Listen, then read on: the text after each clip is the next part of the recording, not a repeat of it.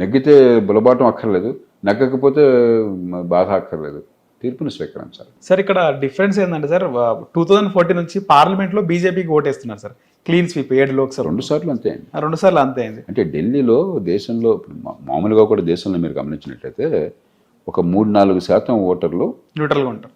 దేశానికి ఒక రకంగా, రాష్ట్రానికి ఒక రకంగా వేస్తారు. ఉదాహరణకు 2009లో నాకు బాగా గుర్తున్నది, మన్మోహన్ సింగ్ గారు ప్రధానమంత్రిగా మళ్ళీ ఎన్నిక జరిగినప్పుడు రాష్ట్రము దేశం ఒకసారి జరిగినాయి. రాష్ట్రంలో రాజశేఖర్ గారు మళ్ళీ ప్రభుత్వంలోకి వచ్చారు, మన్మోహన్ సింగ్ గారు ప్రభుత్వంలో మళ్ళీ వచ్చారు. కానీ అసెంబ్లీకి పడ్డ ఓట్ల కంటే కాంగ్రెస్ పార్టీకి లోక్సభ ఓట్లు ఎక్కువ. అప్పుడు ఆనాడు కూడా 2009లో 3-4%. అందులో మోదీ లాంటి ప్రభావశీలమైన నాయకుడు ఉన్నప్పుడు మన్మోహన్ సింగ్ గారు కొంచెం నెమ్మదిగా ఉండేది. అవును సార్. ఈయన కొంచెం గట్టి నాయకుడు కదా. అవును సార్. ఫైర్ నాయకుడు. ఇష్టమన్నా లేకపోయినా కూడా ఒక పెద్ద నాయకుడు కదా. అవును సార్. జనాకర్షణ నాయకుడు కదా. అది ఉన్నప్పుడు అది కొంచెం ఎక్కువ ఉంటుంది.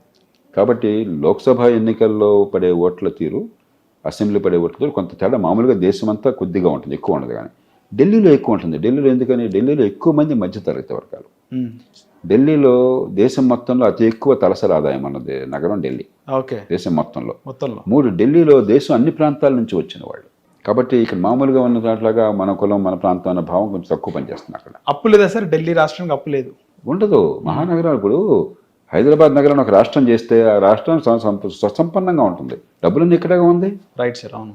కాబట్టి ఢిల్లీ కూడా వీళ్ళ గొప్పతనం కాదు, సంపద అంతా నగరాల్లో ఉంది.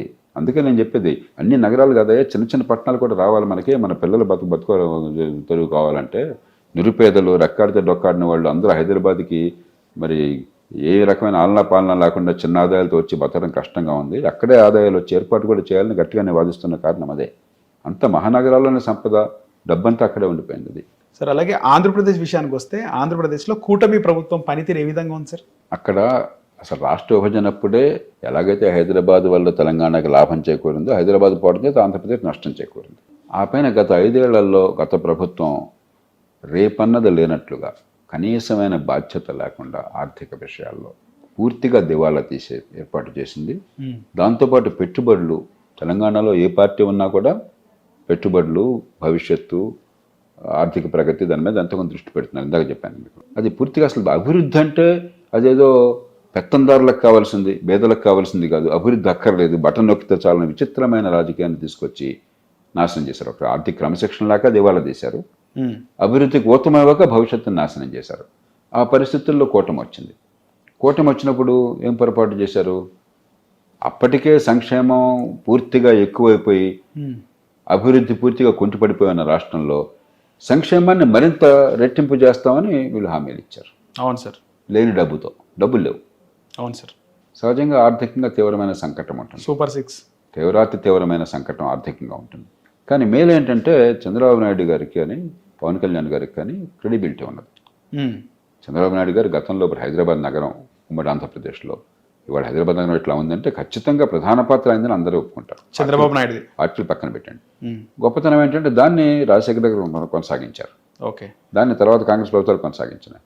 దాని తర్వాత టీఆర్ఎస్ ప్రభుత్వం కొనసాగించింది. మళ్ళీ కాంగ్రెస్ కొనసాగిస్తుంది.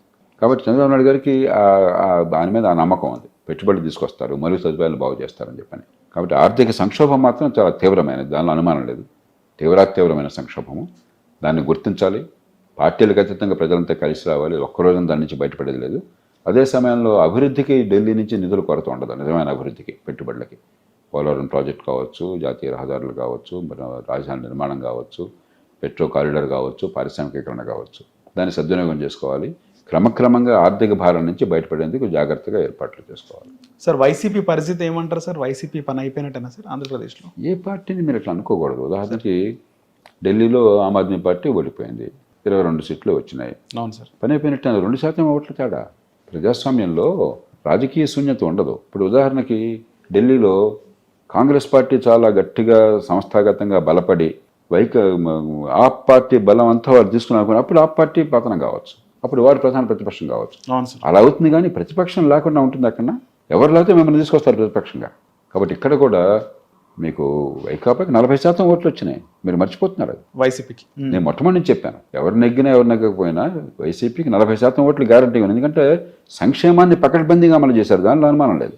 కానీ అది తప్ప ఇంకేమీ చేయాలి. బటన్ నొక్కడం తప్ప ఇంకా పరిపాలన లేదనుకున్నారు. దివాళా తీసే పద్ధతులు, అవినీతి, గోండాగిరి ఇవన్నీ వచ్చినాయి. కానీ సంక్షేమ విషయంలో బ్రహ్మాండంగా చేశారు. 40% ఓట్లు ఉన్నాయి వాళ్ళకి. కాబట్టి ఒక ప్రధాన ప్రతిపక్షం 40% ఓట్లు ఉన్నప్పుడు మూడో పార్టీ పెరిగే పరిస్థితి కనిపించినప్పుడు కాంగ్రెస్ పార్టీ పెరిగింది అనుకోండి ఆంధ్రప్రదేశ్లో, సార్ దీన్ని అవకాశంగా తీసుకుని మరి రకరకాల వ్యూహాలతో ఈ వైసీపీ ఓట్లందరినీ ఆకట్టుకున్నారనుకోండి, అప్పుడు పరిస్థితి వేరుగా ఉంటుంది. అదేం కనిపించట్లా. కాబట్టి మీరు ఏ పార్టీని కూడా అది అంతరించిపోతుందని కూడా పొరపాటు అవుతుంది. సార్ అలాగే తెలంగాణ రాష్ట్రంలో 4th సిటీ నిర్మాణమే ధ్యేయంగా కాంగ్రెస్ ప్రభుత్వం ముందుకెళ్తుంది సార్. అది ఈ 4 ఏళ్ల లోపు సాధ్యమయ్యే అవకాశం ఉందంటారా సార్?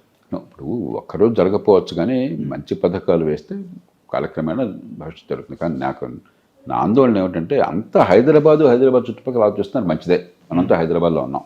అవును సార్. అంటే ఇక మిగతా తెలంగాణలో వాళ్ళంతా కూడా చిన్న అల్పాదాయంతో 10,000 12,000 రూపాయల వచ్చే వాళ్ళంతా కూడా హైదరాబాద్ చెత్త పట్టుకు రావాలా? నిలబడి లేకుండా ఇక్కడ దుర్భర దారిద్ర్యంలో బతకాలా? ఎక్కడో ఒక చోట ఉండి 15 కిలోమీటర్ల రోజు ప్రయాణం చేసి 10,000 కోసం పనిచేయాలా? ఒక్కరోజు పని లేకపోతే పస్తులు ఉండాలా?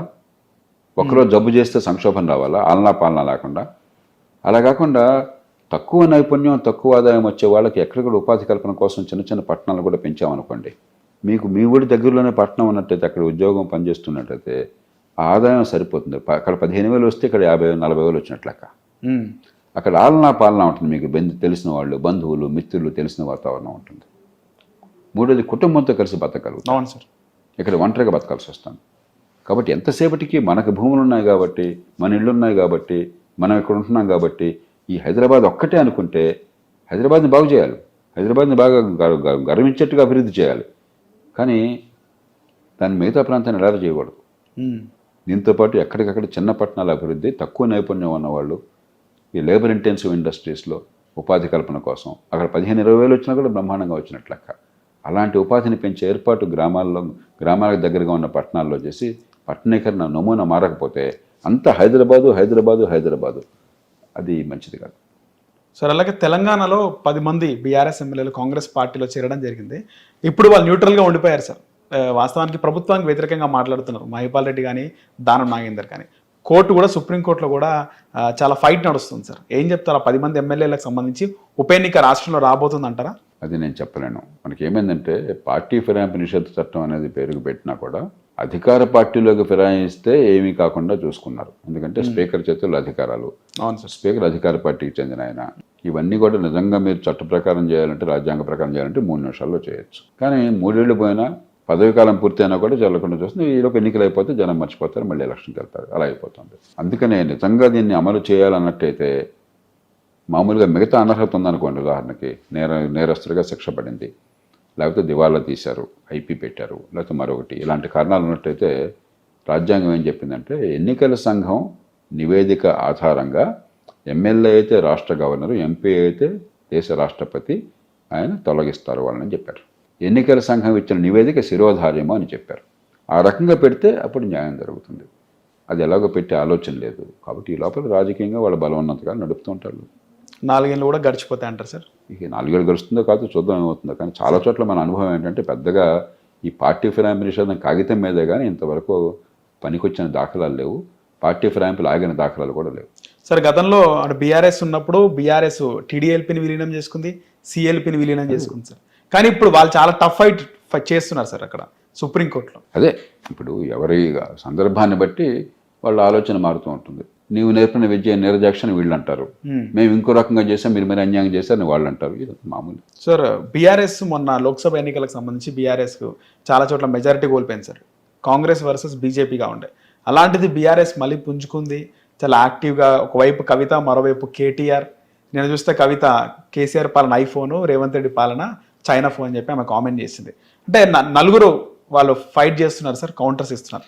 వేరాజ్ కాంగ్రెస్ లో రేవంత్ రెడ్డి ఒక్కరే కౌంటర్ ఇస్తున్నారు. వ్యక్తిగతమైన రాజకీయాల్లోకి అవన్నీ వాళ్ళు పార్టీ వ్యూహాలు వాళ్ళు చూస్తుంటారు, నాకు అనవసరం. కానీ మనం గుర్తించాల్సింది ఏంటంటే సార్, మన ప్రజాస్వామ్యంలో, మన ఎన్నికల వ్యవస్థలో ప్రధానంగా 2 పార్టీలకే స్థలం ఉంది. అందుకే నేను అసెంబ్లీ ఎన్నికల ముందు చాలా స్పష్టంగా మళ్ళీ చెప్పాను, నిజమైన పోటీ జరుగుతోంది టీఆర్ఎస్కి ఇంకో పార్టీకి మధ్య కాదు, కాంగ్రెస్కి బీజేపీకి మధ్య. ఏ పార్టీ రెండో పార్టీకి నిలబడితే వాళ్ళు ప్రధాన ప్రతిపక్షం అవుతారు, అప్పుడు ఎన్నిక టీఆర్ఎస్కి వాళ్ళకి మధ్య అవుతుంది. అప్పుడు మొదట్లో కొంతకాలం పాటు బీజేపీ అనిపించారు ఉప ఎన్నికల వాటిలో. అవును సార్. కానీ జనరల్ ఎలక్షన్ వచ్చేసరికి బీజేపీ వెనక్కి వెళ్ళింది. అవును సార్. ప్రజల మనసులో కాంగ్రెస్, కాబట్టి ప్రధాన పోటీ కాంగ్రెస్కి. అలా ఇప్పుడు కూడా కాంగ్రెస్ అధికారంలో ఉంది. అవును సార్. ప్రధాన పోటీ జరగబోయేది ముందు మొట్టమొదటి స్థాయిలో పోటీ బీజేపీకి టీఆర్ఎస్కి లేదా బీఆర్ఎస్కి మధ్య. అంటే ప్రజల దృష్టిలో రెండో పక్షం ఎవరని. అప్పుడు ఆ తర్వాత ఎవరైతే రెండో పక్షంగా వస్తారో కాంగ్రెస్కి వాళ్ళకి మధ్య పోరాటం జరుగుతుంది. ఇప్పుడు సహజంగానే ఎవరి ప్రయత్నాలు వాళ్ళు చేసుకుంటారు. Okay sir. సార్ ఫైనల్గా రాష్ట్రంలో రీసెంట్గా జరిగిన ఒక చిలుకూరు బాలాజీ టెంపుల్లో ప్రధాన అర్చకుడు రంగరాజన్ పైన హిందూ ముసుగులోనే వెళ్ళి వాళ్ళు బెదిరించడము, వాళ్ళ సైన్యంలో చేరాలి అని చెప్పి ఆయన పైన కొంచెం భౌతికంగా కూడా దాడి చేయడం జరిగింది సార్. మీరు కూడా చూసిండొచ్చు. ఇప్పుడు ఇవాళ పేపర్లో కొంచెం హెడ్ని చూశాను నేను, నాకు వివరం తెలియదు. సార్ ఖచ్చితంగా హింసను ఎవరు ఏ సందర్భంలో ప్రయోగించినా కూడా దాన్ని మనం తీవ్రంగా నిరసించాలి. ప్రజాస్వామ్యంలో హింసకి తావులేదు. ఒకవేళ మీకేమన్నా ఆందోళన ఉన్నా కూడా, అభిప్రాయ భేదాలు ఉన్నా కూడా, నాకు తెలియదు ఇక్కడ విషయం ఏంటో కూడా. సార్ అంబేద్కర్ చాలా స్పష్టంగా చెప్పారు, ప్రజాస్వామ్య రాజ్యాంగం వచ్చిన తర్వాత ఓటు హక్కు, వాక్ స్వాతంత్రం, వాటి ద్వారా మీరు అభిప్రాయ భేదాలని మనం పరిష్కరించుకోవాలి. కానీ హింసకి, ఆటంకానికి, బంధులకి, రస్తారోకోలకి ప్రజాస్వామ్యంలో తావు లేదు. కాబట్టి దాన్ని ఏ రకమైన బేషరతుగా నిస్సందేహంగా మనం గ్రహించాలి అలాంటి సంఘటనలన్నింటినీ కూడా. ఇక ఈ సందర్భంలో నాకు విషయం ఏంటో తెలియదు సార్, అంతకని చెప్పలేను సార్. 2009 ఎన్నికలు అవి చాలా స్పెషల్ ఎన్నికలు అని చెప్పుకోవచ్చు సార్. ఎందుకంటే అవి ఉమ్మడి రాష్ట్ర చివరి ఎన్నికలు సార్. ఆ ఎన్నికల్లోనే మొట్టమొదటిసారి మీరు అసెంబ్లీకి వెళ్ళారు, మెగాస్టార్ చిరంజీవి గారు అసెంబ్లీకి వెళ్ళారు, ప్రస్తుత ముఖ్యమంత్రి రేవంత్ రెడ్డి కూడా మొట్టమొదటిసారి అసెంబ్లీకి వెళ్ళారు సార్. ఆ రోజు అసెంబ్లీ వాతావరణం ఏ విధంగా ఉండే సార్? అప్పుడు రెండు రకాలుగా. ఇప్పుడు తెలంగాణ ఉద్యమం ఉధృతిలో ఉన్నది. రాజశేఖర గారు పోగానే, రాజశేఖర గారు ఉన్నంతకాలం ఒక రకంగా ఉండేది, కొద్ది కాలమైన ఉన్నది. మంచి అధికార పక్షం ప్రతిపక్షం తీవ్రమైనటువంటి ఉండేది. ఆయన పోయిన తర్వాత ఎప్పుడైతే తెలంగాణ ఉద్యమం బాగా ముందుకు వచ్చిందో, ఆ ఉద్యమం కారణంగా సగం రోజుల పాటు అసెంబ్లీ నడవాల సరిగ్గా, సగం రోజులు, మిగతా సగం రోజులు బాగా నడిచింది. మళ్ళీ ఉదాహరణకి కొన్ని ప్రశ్నలు నేనే లేవనెత్తినప్పుడు దాని మీద 4-5 గంటలు చర్చ జరిగేది, ఇప్పుడు పార్టీలకు అతీతంగా, ప్రాంతాలకు అతీతంగా. కానీ చాలా సందర్భాల్లో వెంటనే గొడవ అవడం అలా ఉండేది. రెండోది, ఉన్నంత మేర ఖచ్చితంగా కొంత ఒక ప్రమాణంలో కొంత చర్చ, కొంత పార్టీల మధ్య కొద్దిగా అభిప్రాయ భేదాలను కూడా సామరస్య వాతావరణము, కొన్ని నిబంధనలు పాటించడం ఉండేది. మరీ బస్తీ మీద తొడగొట్టి అది అప్పుడు కూడా కొంత ఉంది, కానీ అది ఉన్న కొద్దిగా చెడిపోతుంది. పరుషమైన పదజాలం వాడటం, ఒకరినొకరు అవమానించుకోవటం, బూతులు తిట్టుకోవటం, అది ఉన్న కొద్దిగా ఎక్కువ అవుతుంది. అనుకున్నారా సార్ ఇప్పుడు ముఖ్యమంత్రి అంటే రేవంత్ రెడ్డి ఈ స్థాయికి వస్తాడు అని అనుకున్నారా సార్ ఆయన మాట్లాడేటప్పుడు? కానీ రేవంత్ రెడ్డి గారు మొదటి నుంచి కూడా చాలా ఏమైనా డైనామిక్ పర్సన్, బాగా అంబిషన్ ఉన్న మనిషి, కష్టపడే మనిషి, నాయకత్వాన్ని కోరుకున్న మనిషి. కాబట్టి రేవంత్ రెడ్డి లాంటి వాళ్ళు రాజకీయంగా ఎదుగుతారన్న విషయంలో ఎవరికి పెద్ద అనుమానం లేదు. సరే, ఎవరు ఏ పదవిలోకి వస్తారని ఖచ్చితంగా ఎవరు అంచనా వేయలేరు. Right sir. కానీ ఆయన ఏదో మామూలుగా కూర్చున్న మనిషి కాదు. ఆనాడే స్పష్టంగా అది అర్థమవుతుంది. వాస్తవానికి ప్రభుత్వానికి అంటే రేవంత్ రెడ్డి అన్నిటికీ ఆయన కౌంటర్ ఇచ్చుకుంటూ పోతున్నాడు సార్. మంత్రులందరూ ఎప్పుడో ఒకసారి రియాక్ట్ అవుతున్నారు. వాస్తవానికి అందరి అనుకుంటున్న మాట ఏంటంటే రేవంత్ రెడ్డికి పాలన చేతనవ్వట్లేదు, ఆయనకు పెద్దగా ఆయనకు అనుభవం లేదు అంటున్నారు సార్. మీరేమైనా భవిష్యత్తులో కానీ ప్రభుత్వానికి ఏమైనా మీకున్నటువంటి అనుభవాన్ని షేర్ చేసే అవకాశం ఉంటుందా సార్? రోజు నేను చేస్తున్నా కదా ఇప్పటికి, అంటే నేరుగా సార్.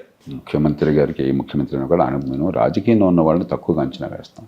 మీకు చాలా తెలివితేటలు, ఎంతో కొంత సమాజం పట్ల అవగాహన, కొంత మమకారం, మంచి జరగాలన్న కోరిక, అన్ని వర్గాలను కలిగిపోయే శక్తి లేకపోతే రాజకీయంలో ఇంతకాలం నిలదొక్కుకోవాలి ఎవరు కూడా. రాజకీయం బయట ఉన్నవాళ్ళు చాలా తేలిగ్గా వీళ్ళు చాలా ఏం తెలియదు, చదువు లేదు, వాళ్ళకి బుర్ర లేదు అంటే అనుకుంటారు. ఇది వాస్తవం కాదు. ముందు మనకు కొంచెం రాజకీయ పార్టీలో అభిప్రాయ భేదాలు ఉండొచ్చు, వాళ్ళు చేసిన దాన్ని తప్పు చేస్తే విమర్శించవచ్చు, నేను విమర్శిస్తాను. కానీ రాజకీయాన్ని చులకనగా చూడద్దు. రేవంత్ రెడ్డి గారు 2009 ఎన్నికయ్యారు. అవును సార్. అప్పటి నుంచి అసెంబ్లీలో, లోక్సభలో ఎన్నికవుతూనే ఉన్నారు. అవును సార్. మరి ఆయన పార్టీ కాకుండా కాంగ్రెస్ పార్టీలోకి వెళ్ళి నాయకత్వాన్ని తీసుకున్నారు. ఎన్నికల్లో గట్టిగా పోరాడారు, ప్రజల మద్దతు పొందారు.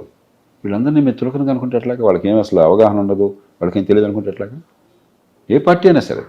కాబట్టి మనం కొంచెం ప్రజాస్వామ్యంలో ఎన్నికైన నాయకుల పట్ల గౌరవంతో ప్రవర్తించాలి. రెండోది, కాంగ్రెస్ పార్టీలో జాతీయ స్థాయిలోనేమో అందరూ ఒకే కుటుంబానికి, ఒకే వ్యక్తికి పట్టం కడతారు.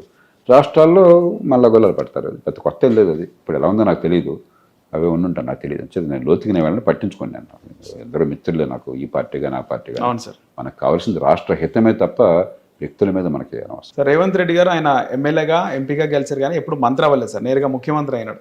సో ఆయన పాలన ఏ విధంగా ఆయనకు సాధ్యమవుతుంది సార్? ఆయన మోదీ గారు డైరెక్ట్గా ముఖ్యమంత్రి అయ్యాడు. ఆయన మోదీ గారు ఎమ్మెల్యే అవడంతో ముఖ్యమంత్రి అయ్యాడు, ఎంపీ అవుతున్న ప్రధానమంత్రి అయ్యాడు. ఆ కారణంగా పాలన కుంటుపడింది అని అంటారా? ఓకే. ఎన్టీ రామారావు గారు డైరెక్ట్గా ముఖ్యమంత్రి అయ్యారు. అవును సార్. కాబట్టి ఖచ్చితంగా అనుభవం అంటే కొంత ఉపయోగం ఉంటుంది. ఉమ్. కానీ నాయకత్వ లక్షణాలు ఉండాలి తప్ప అవగాహన, సమాజం పట్ల అవగాహన, నాయకత్వ లక్షణాలు, మరి 10 మందిని కలుపుకుపోయేటువంటి శక్తి సామర్థ్యాలు అవి చూడాలి. కానీ అవి డైరెక్ట్గా అయినారా, అనుభవం ఉందా అన్నది అది కొంత ఉపయోగపడుతుంది, కానీ అదంత ముఖ్యం కాదు. సార్, చివరిగా మీరు స్థాపించినటువంటి లోక్సత్తా పార్టీ మళ్ళీ భవిష్యత్తులో ఈ స్థానిక సంస్థల ఎన్నికల్లో అయినా ఏమైనా పోటీ చేసే అవకాశం ఉందా సార్? నేను ఎందుకు పార్టీ పెట్టామో చెప్పాను, ఎందుకు ఎన్నికల్లో పోటీ చేస్తున్నామో చెప్పాను, ఎందుకు ఎన్నికల్లో పోటీ మానుకున్నామో కూడా చెప్పాను. దీనిలో ఎక్కడ రహస్యం కానీ కుట్రలు కానీ ఉండవు. లోక్సత్తా పార్టీ పెట్టినప్పుడు నాకు తెలుసు అధికారం అసాధ్యమని. ఎందుకంటే మన ఎన్నికల వ్యవస్థలో 3వ పార్టీకి దాదాపు అసాధ్యం. ఆప్కి ఢిల్లీలో అధికారం రావడం అనేది, తర్వాత పంజాబ్ రావడం అనేది సాధారణ విషయం కాదు. అది కొన్ని అసాధారణ పరిస్థితుల వల్ల, అక్కడున్న ప్రత్యేక పరిస్థితుల వల్ల. రెండోది, చాలా సమర్థులైన వాళ్ళు చాలామంది అక్కడ ఢిల్లీలో దీనికి సిద్ధపడి అవును సార్, పార్టీలో పనిచేయడానికి వెంటనే సిద్ధపడి ఆ పరిస్థితుల నేపథ్యంలో వచ్చింది. అది చాలా సాధారణమైన సంఘటన. అది జరగదు అంత తేలిక, నాకు తెలుసు ఆ సంగతి. కానీ నేను ఆశించింది ఏమిటంటే 10% మంది ఓట్లు వేస్తారు నిలకడగా. ఆలోచించేవాళ్ళు, యువత, మధ్యతరగతి, కాస్త ఈ కులాలు, పార్టీలు, పక్షపాతాలు పక్కన పెట్టి దీర్ఘకాల భవిష్యత్తు కోసం ఓటేస్తారు. నిలకడగా 10% ఓట్లు వేస్తే చాలు. దాన్ని ఎలా మార్పుగా మార్చాలో నాకు తెలుసు. కానీ అనుభవం ఏమైంది? 2% ఓట్లే పడ్డాయి. హైదరాబాద్లో 9-10% ఓట్లు వచ్చినాయి. కానీ గ్రామీణ ప్రాంతాల్లో 1% వచ్చింది. మొత్తం మీద 2% ఓట్లు వచ్చినాయి. 2% ఓట్లు చాలు. మీరు ప్రధాన రాజకీయ పార్టీలను ఆలోచనింపజేసి, అరే ఈ మార్పు జరగకపోతే మునిగిపోతాం అనే భావం కలగాలి, ఈ మార్పు జరగకపోతే దేశం నష్టపోతుందని అర్థం కావాలి. అది రావాలంటే 10% ఓట్లు వస్తే ఖచ్చితంగా సరిపోతాయి. కానీ ఇంకెక్కువ వస్తే మంచిదే. ఆంధ్రప్రదేశ్లో అదే జరిగింది. ఉమ్మడి ఆంధ్రప్రదేశ్లో, తమిళనాడులో, కర్ణాటకలో, మహారాష్ట్రలో, దేశంలో వివిధ ప్రాంతాల్లో చాలా అద్భుతంగా పోరాడారు లోక్సత్తా కార్యకర్తలు. కానీ ఎక్కడ చూసినా కూడా అంతకంటే ఎక్కువ కనిపించట్లా. ఉదాహరణకు ఆప్ ఉంది. కర్ణాటకలో పోటీ చేస్తే లోక్సత్తాకు వచ్చిన ఓట్లలో 5వ వంతు వచ్చినాయి వాళ్ళకి. కాబట్టి 3వ పార్టీ అందులో డబ్బు హంగు లేకుండా, ప్రచారం లేకుండా, డబ్బులు పంపిణీ లేకుండా, అబద్ధాలు ఆడకుండా మీకు ఓట్లు రావడం అంత ఆషామాషి కాదు. అది లేనప్పుడు ఈ ప్రయాస వృథా. అదే ప్రయత్నాన్ని ఇప్పుడు నేను ఆనాడు ఈనాడు నాకు తేడా లేదు. ఎన్నికైనా ఎన్నికపోయినా నా ప్రయత్నం అదే, నా పోరాటం అదే, నా భాష అదే. నేనాడు మరి ఇదే బట్టలు వేసుకున్నాను, ఇదే భాష మాట్లాడి, ఇదే పనులు చేశాను. నేను దేశంలో మార్పు కోసం చేస్తుంది. ఎన్నికల్లో వల్ల ఫలితం ఈ పద్ధతికి లేనప్పుడు మిగతా పద్ధతుల్లో చేద్దాం. కానీ ఆ రోజుల్లో చాలా మంది మీ వెంట నడవడానికి సిద్ధపడ్డారు సార్. అవే ఉండే ఇప్పటికి కూడా. నాకంటే మీరు చెప్పాలి, ఏ విషయం మీద నిజం ఎవరు చెప్తున్నారు, పనికొచ్చేది ఎవరు చెప్తున్నారు అన్న ప్రశ్న అడిగితే బహుశా ఎవరికి మెజారిటీ వస్తుందో రాష్ట్ర ప్రజలకు తెలుసు. అవును సార్. అది వేరు, ఓటు వేరు. మనం కన్ఫ్యూజ్ అవుతున్నాం. ముఖ్య నాయకులు ఎవరైనా అప్పట్లో మిమ్మల్ని ఫాలో అవ్వడం ఇలాంటివి జరిగినాయి సార్ 2009లో? పేర్లు అనవసరం. చాలా మంది ముందుకు వచ్చారు మంచి ఉద్దేశంతో. కొంతమంది కలిసి నడిచారు, కొంతమంది వెనక్కి వెళ్ళిపోయారు వాళ్ళ కారణాలు. ఇవన్నీ పేరు నేను ఎప్పుడు ఇలాగా పేర్లు బయట పెట్టి ఇంకోటి ఇబ్బంది పెట్టి ఆ రకమైన మనిషిని కాదు. నాకు అర్థం కాదు. Right sir. ఎవరి నిర్ణయాలు వాళ్ళు తీసుకుంటారు. కానీ మనం అర్థం చేసుకోవాల్సింది ఏంటంటే, ఇందాక చెప్పాను ఒక మాట, ప్రజల్లో నమ్మకం ఉండటం వేరు, ఓటు పడడం వేరు. మన దేశంలో ఓటు వేయాలంటే సామాన్యుడు చాలా ప్రలోభాలకు గురవటం ఒకటి. డబ్బులు ఇవన్నీ మనకు తెలుసు, కులం, మతం ఇవన్నీ ఉంటాయి. అది కాకుండా నాకు అండగా బలమైనటువంటి పార్టీ నిర్మాణం లేకపోతే నేను ఓటు వేయలేను అనే పరిస్థితికి వచ్చాను. ఎందుకంటే ఏ చిన్న పని కావాలన్నా మధ్యవర్తి కావాలి. అందుకని ప్రతి ఊళ్ళో ఈ పార్టీలు ఎలాంటివైనా కూడా ప్రతి ఊళ్ళో ఆ ఊరి జనాభాను బట్టి 10 మంది, డజన్ల మంది కార్యకర్తలు. ఒక్కొక్క నియోజకవర్గంలో కొన్ని 100 మంది, కొన్ని 1000 మంది కార్యకర్తలు గ్రామాల్లో. ప్రతి పనికి జనానికి అందుబాటులో ఉంటాం. నిజాయితీ రాజకీయంలో అది సాధ్యం కాదు. వాళ్ళందరికీ నేను దారిలో చూపెట్టను, వాళ్ళకి భోజనాట్లో పెట్టను నేను. అరే ఈ కాంట్రాక్టులు తీసుకుంటారా, ఇదిగో ఇది ఈ పనులు చేసుకుంటారా, ఈ పైరువేలు చేసుకుంటారా అని చెప్తే అది చేస్తే మనం కూడా ఆ పార్టీలకు అయిపోయాం కదా. అవును సార్. మనం కొంచెం లోతుకి వెళ్ళాలి. ఈ పార్టీలు దుర్మార్గులు కాదు. వాళ్ళు ఈ కార్యకర్తల్ని నిలుపుకోలేకపోతే పార్టీలు నడవు. నిలుపుకోవాలని చెప్పంటే మరి చట్ట ప్రకారం చేయడం సాధ్యం కాదు. అవును సార్. ఒక పార్టీ కార్యకర్తలను పోషించుకోవాలంటే ప్రధాన పార్టీలు ఎలక్షన్లో 25-30 కోట్లు అవుతుందో మనకు తెలుసు. మిగతా టైంలో నెలకి 15-20 లక్షలు ఖర్చు పెడుతున్నారు. మీకు ఆ సంగతి తెలుసా? ప్రత్యక్షంగా కానీ పరోక్షంగా కానీ. మీరు అడగండి, ఎవరన్నా ఎమ్మెల్యేలను అడగండి ప్రైవేట్గా, లేదా పార్టీ నాయకులను అడగండి ఆ నియోజకవర్గంలో. ఏదో రూపంలో 15-20 లక్షల ఖర్చు అవుతుంది ఈ 5 సంవత్సరాల లోపు. ప్రతి నెలకి వీళ్ళు కాపాడుకోండి, ప్రత్యక్షంగా కానీ పరోక్షంగా కానీ. 20 లక్షలు. రాజకీయం అంత కష్టం అయిపోయింది. అది పార్టీ పని కాకూడదు. ఎప్పుడైతే స్థానిక ప్రభుత్వాలు నాశనం అయిపోయినాయో, ఎప్పుడైతే పరిపాలన యంత్రాంగం ప్రజల కోసం పనిచేయడం ఆగిపోయిందో కొన్ని విషయాల్లో తప్ప, పార్టీలు ఆ భారాన్ని మోస్తున్నాయి, ఆ పాపాన్ని చేస్తున్నారు. అవన్నీ మీరు చేశారు. అవన్నీ సరిచేయకుండా మీరు లేఖలను ఉద్ధరించేది ఎట్లా ఉంటుంది? ఇది ఒక్కరోజు జరిగే పని కాదు, ఒక ఆటోతో అయ్యే పని కాదు.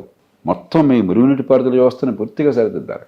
అలా చేయకుండా లోతైనటువంటి పరిశీలనతో, ఆలోచనతో, ముందు చూపుతో చేయకుండా ఆర్భాటంతో మొదలెడితే 2 రోజులు ప్రచారం అవుతుంది, 3వ రోజు చెడు పేరు వస్తుంది. సార్ ముఖ్యంగా రాష్ట్రంలో కూడా రీసెంట్గా కులగణనకు సంబంధించిన రిపోర్ట్ని అసెంబ్లీలో ప్రవేశపెట్టారు సార్. ఒక క్వశ్చన్ రేజ్ అవుతుంది సార్, కులగణన అసలు ఎవరు చేయమన్నారు ముఖ్యమంత్రి రేవంత్ రెడ్డి సర్కార్ని? కులగణనలో వారి పార్టీ చేయమంది, వారి పార్టీ నాయకుడు చేయమన్నారు. ఎందుకు అన్న ప్రశ్న అడగండి మీరు. అది ఎందుకు సార్, ఎందుకు చేయించారు? నేను నిర్మోహమాటంగా మొట్టమొదటి చెప్తున్నాను, కులగణన వల్ల పేదలకు జరిగే ప్రయోజనం ఏమాత్రమూ లేదు. ఎందుకంటే రిజర్వేషన్లకి కులగణనకి సంబంధం లేదు. ఈ దేశంలో పార్టీలన్నీ కూడా ఏ రాజకీయ విభేదాలు లేకుండా 1950 నుంచి రాజ్యాంగం నాటి నుంచి వెనకబడ్డ తరగతులకు కానీ, దళితులకు కానీ, ఆదివాసీ రిజర్వేషన్లకు కట్టుబడినారు. మీరు చూడండి, అందుకని ఏకగ్రీవంగా దేశమంతా రాజకీయంగా రిజర్వేషన్కి ఏర్పాటు చేశారు. అవును సార్. రాజ్యాంగం చెప్పింది ఏమిటి? అందరినీ కూడా విద్యలో కావచ్చు, ఉద్యోగాల్లో కావచ్చు, కులం, మతం, లింగం, ప్రాంతం ఈ వివక్ష లేకుండా సమానంగా చూడాలి. అది మొట్టమొదటి ప్రిన్సిపల్. కానీ ఈ కానీలో ఉంది. కానీ విద్యాపరంగా కానీ, ఆర్థికంగా కానీ వెనుకబడ్డ తరగతులు ఉన్నట్లయితే వారికి ప్రత్యేక రాయితీలు కల్పించవచ్చును. మౌలిక సూత్రం అందరినీ సమానంగా చూడాలి, కానీ కొన్ని ప్రత్యేక రాయితీలు కల్పించవచ్చును. అంటే అర్థం ఏంటి? రాయితీలు సమానత్వాన్ని మింగేయకూడదు, ఎక్కడో చోట ఒక బ్యాలెన్స్ ఉండాలి. అందుకని సుప్రీంకోర్టు ఏమన్నది, 50% వరకు రిజర్వేషన్లు ఇచ్చేద్దాం. అది రీజనబుల్లే కదా. అటు సమానత్వాన్ని కాపాడినట్టుంది, అసమానుల మధ్య సమానత్వం సాధ్యం కాదు కాబట్టి రాయితీలు ఇచ్చినట్టు ఉంది. అందుకే అన్ని రాయితీలు పెట్టేస్తే ఇంకా సమానత్వం ఏముంది సమాజంలో? అవును సార్. కాబట్టి దాన్ని దాటే అధికారం ఎవరికి లేదు, ప్రభుత్వానికి లేదు.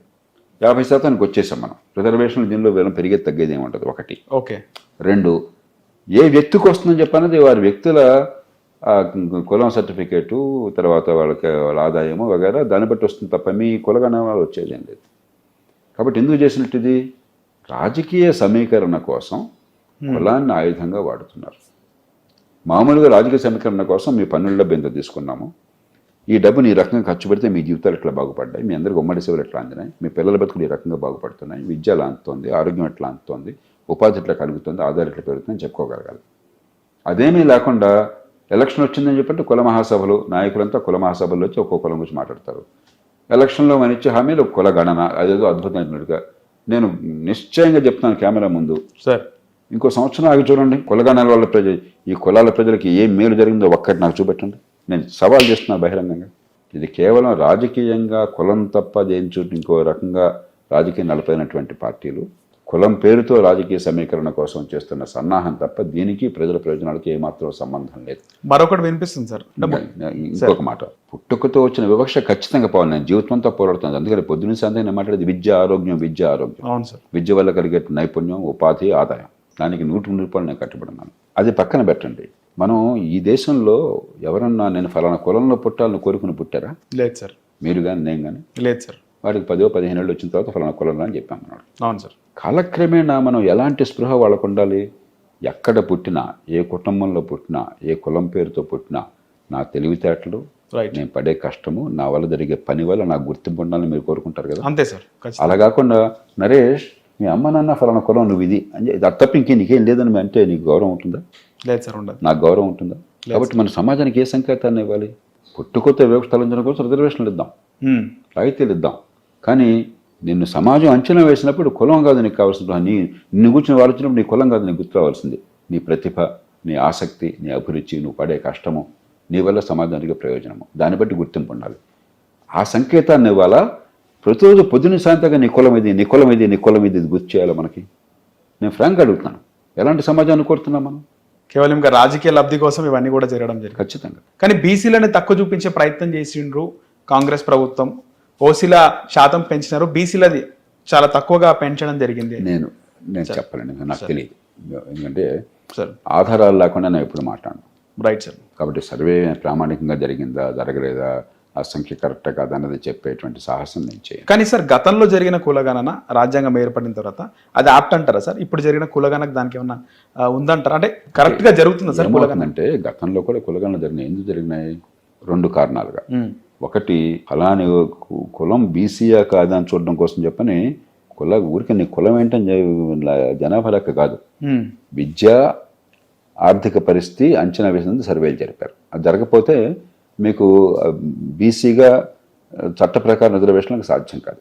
అది కులగణన కాదు, ఓకే కులాల సోషియో ఎకనామిక్ సర్వే ఒకటి. రెండోది, స్థానిక ప్రభుత్వాల్లో బీసీ రిజర్వేషన్ ఉన్నప్పుడు కోర్టులు ఏం పట్టుబట్టినాయంటే ఏ ప్రాతిపదిక మీద మీరు ఇస్తున్నారని చెప్పి అడుగుతారు. కాబట్టి జనాభా సుమారుగా ఇంతమంది బీసీలు ఉన్నారు కాబట్టి ఇంత స్థాయిత్వం ఇస్తామని చెప్పడానికి అవకాశం ఉంది.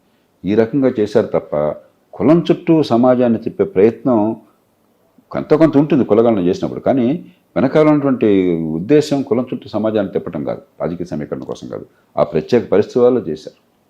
ఇప్పుడు ఏమిటంటే అసలు ఇదే ఒక పెద్ద సిద్ధాంతంగా మారుస్తున్నారు. కులగణనే మాకు ఇప్పుడు కాంగ్రెస్ పార్టీ వారిది కులగణనే గొప్ప ఎజెండా, కులగణనే గొప్ప సిద్ధాంతం, కులగణనే గొప్ప ఏమంటారు ఫలితం, మేము సాధించినటువంటి ఘనకార్యం అంటున్నారు. అది చాలా విచిత్రంగా ఉన్న వాదన.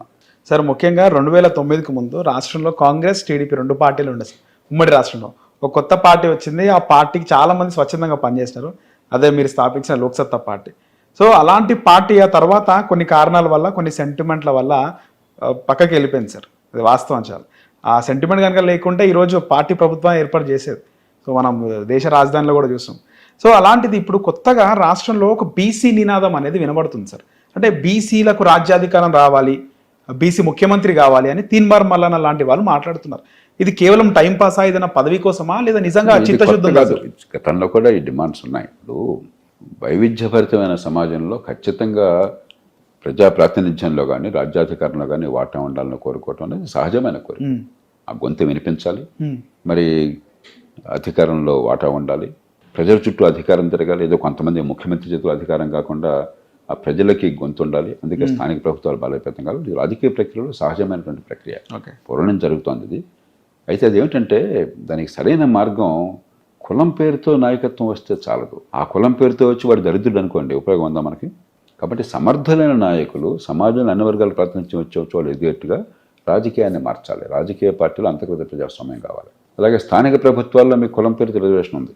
ఇప్పటికే 75% రిజర్వేషన్ ఉంది. ఎస్సీ, ఎస్టీ, బీసీ, మహిళలు.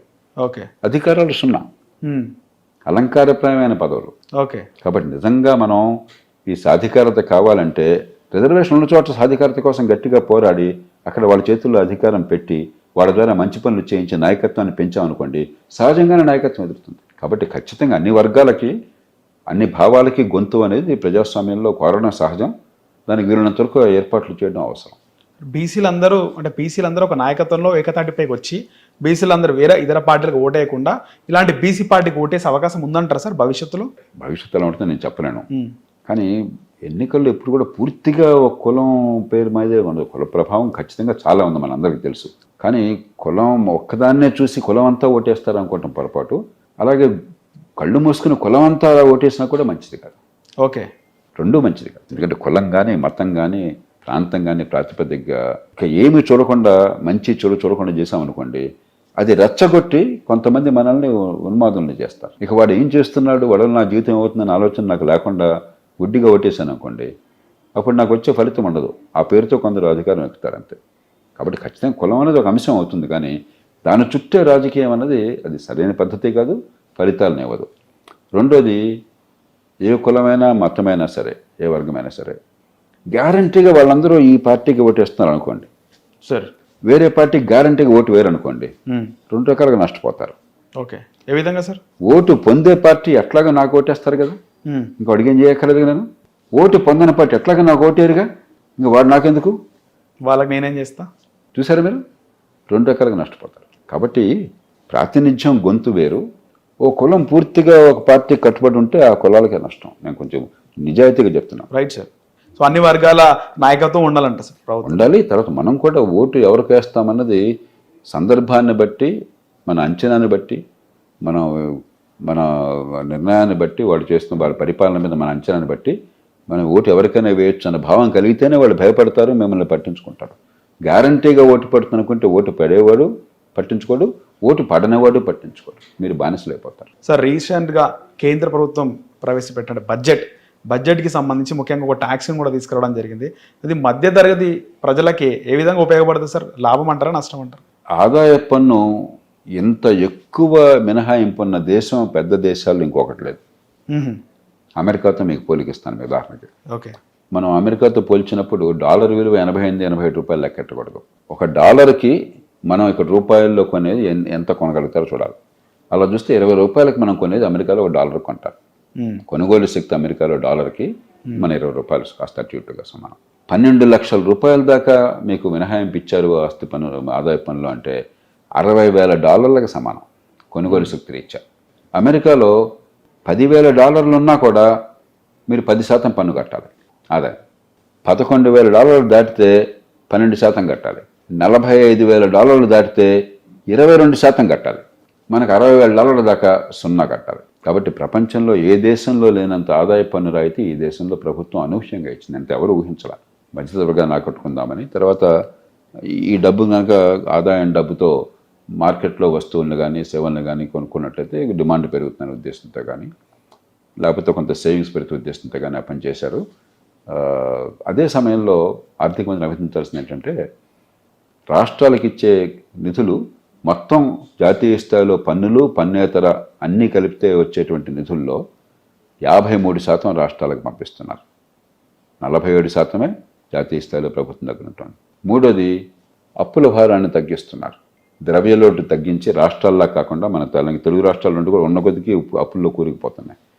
జాతీయ స్థాయిలో అట్లా కాకుండా క్రమక్రమంగా అప్పుల భారాన్ని తగ్గిస్తున్నారు. ఫిస్కల్ డెఫిసిట్ అంటాం, అంటే ఆదాయం కంటే ఖర్చు అంత ఎక్కువ ఉంది అని చెప్పన్నది. అది ఉన్న కొద్దికి తగ్గిస్తున్నారు. ఇప్పుడు నడుస్తున్న సంవత్సరం రేపు మార్చి 31 దాకా 4.8% తగ్గించారు జీడిపిలో. వచ్చే సంవత్సరం 4.4. హిట్ టీవీ యాప్, ఇందులో short news, live news, entertainment shows, movies, digital magazines తో పాటు మీ జిల్లా వార్తలను కూడా ఫ్రీగా చూడొచ్చు. ఇంకెందుకు ఆలస్యం, వెంటనే హిట్ టీవీ యాప్ ని డౌన్లోడ్ చేసుకుని ఫ్రీగా ఎంటర్టైన్మెంట్ పొందండి. Hit TV app. Hit TV app. Please download hit TV app. Hit TV app ని ఫ్రీగా డౌన్లోడ్ చేసుకొని ఎంజాయ్ చేయండి. మీకు నచ్చిన ఎంటర్టైన్మెంట్ కోసం హిట్ టీవీ యాప్ ని ఫ్రీగా డౌన్లోడ్ చేసుకొని ఎంజాయ్ చేయండి. హిట్ టీవీ యాప్ ని డౌన్లోడ్ చేసుకుని ఆస్వాదించండి, ఆశీర్వదించండి. ఇంతమంది సెలబ్రిటీలు హిట్ టీవీ యాప్ ని డౌన్లోడ్ చేసుకోండి అని చెప్తున్నారంటే ఎంత మంచి యాప్ ఆలోచించండి. అమెరికా అమెరికా అమెరికా అమెరికాలో చదవాలనుకునే వాళ్ళకి విశ్వసనీయమైన పేరు మన శౌర్య కన్సల్టెన్సీ. UK లో 1 year masters. UK లో 1 year masters. 2 years work permit up to 5 years visa. Contact Saurya Consultancy. Contact 89851 89851.